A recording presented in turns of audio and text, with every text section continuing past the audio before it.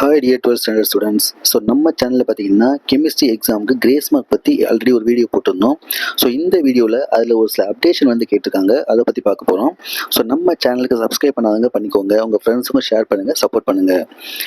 இதில் என்ன ரெக்வெஸ்ட் கொடுத்துருக்காங்கன்னா, தமிழ்நாட்டில் உள்ள கிராமத்தில் உள்ள பசங்க அதே போல் ஸ்லோ லேர்னர்ஸ் இருக்காங்க, அவங்களுக்காக கடந்த 9ஆம் தேதி நடந்த கெமிஸ்ட்ரி எக்ஸாமில் வந்து தவறாக உள்ள கொஸ்டின்ஸ்க்கு வந்து முழு மதிப்பெண் கொடுக்கணும் அப்படின்னு சொல்லிட்டு ஒரு லெட்ரு வந்து கொடுத்துருக்காங்க. ஃபர்ஸ்ட் பார்த்தீங்கன்னா ஒன் வேர்டில் ஏ டைப்பில் கொஸ்டின் நம்பர் 3, பி டைப்பில் வந்து கொஸ்டின் நம்பர் 5.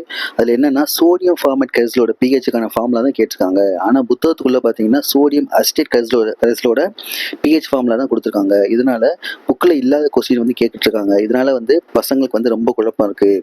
ஸோ இந்த கொஸ்டினுக்கு வந்து 1 மார்க் வந்து கண்டிப்பாக கொடுக்கணும் அப்படின்னு சொல்லி அவங்க கேட்டிருக்காங்க. அடுத்து ரெண்டாவது பார்த்தீங்கன்னா கொஸ்டின் நம்பர் 31. ஸோ இந்த கொஸ்டினுக்கு வந்து ஆல்ரெடி நம்ம போட்ட வீடியோவில் நிறைய பேர் டவுட் கேட்டிருந்தீங்க. ஸோ அதுக்கு தான் இப்போ வந்து ரெக்வெஸ்ட் கொடுத்துருக்காங்க. ஹார்மோன்ஸ் அப்படிங்கிறதுக்கு ஓ கொடுத்துருக்காங்க, பட் ஏ தான் வரும். இதனால வந்து பசங்க வந்து குழம்பியிருக்காங்க. அதனால கண்டிப்பாக இந்த கொஸ்டினுக்கும் முழு மதிப்பெண் கொடுக்கணும் அப்படின்னு சொல்லி அவங்க கேட்டிருக்காங்க. நெக்ஸ்ட்டு கொஸ்டின் நம்பர் 33 பாருங்க. வினை முழுமையாக நடைபெறும் தேவையான வினைவேக மாற்றி அடர் HCl வந்து மற்றும் வெப்பநிலை இல்லாமல் வந்து கொஸ்டின் கேட்டிருக்காங்க. ஸோ அப்படி கேட்டிருக்கறதுனால பசங்க வந்து கண்டிப்பாக கன்ஃபியூஸ் ஆயிடுவாங்க. அதனால இந்த கொஸ்டினுக்கும் மார்க் கொடுக்கணும் அப்படின்னு சொல்லி கேட்டிருக்காங்க. ஸோ நெக்ஸ்ட் கொஸ்டின் 37ல் ஆவண்ணாவில் ஃபஸ்ட்டு, இங்கிலீஷ் மீடியம் 37ல் பியில் ஃபஸ்ட்டு. இதில் பார்த்தீங்கன்னா புக்குக்குள்ளே 10Cl2 per light அப்படிங்கிறதுக்கு தான் முழுமையான காரணம் கொடுத்துருக்காங்க. ஆனால் கொஸ்டினில் பார்த்தீங்கன்னா Cl2 per light அப்படின்னு தான் கொடுத்துருக்காங்க.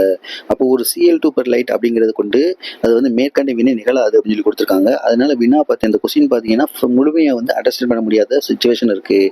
அதனால 37 ஆவணாவில் ஃபர்ஸ்ட்டுக்கு மட்டும் முழு மதிப்பெண் வந்து வழங்கணும் அப்படின்னு சொல்லியிருக்காங்க. ஸோ இதில் கேட்டிருக்கிறது பார்த்தீங்கன்னா நம்ம ஆல்ரெடி நம்ம சொல்லியிருக்கோம். ஸோ இப்போ புதுசாக கேட்டிருக்கிறது ஹார்மோன்ஸ்க்கு கேட்டிருக்காங்க. கிடைக்குமா கிடைக்காதா பொறுத்திருந்து பார்ப்போம்.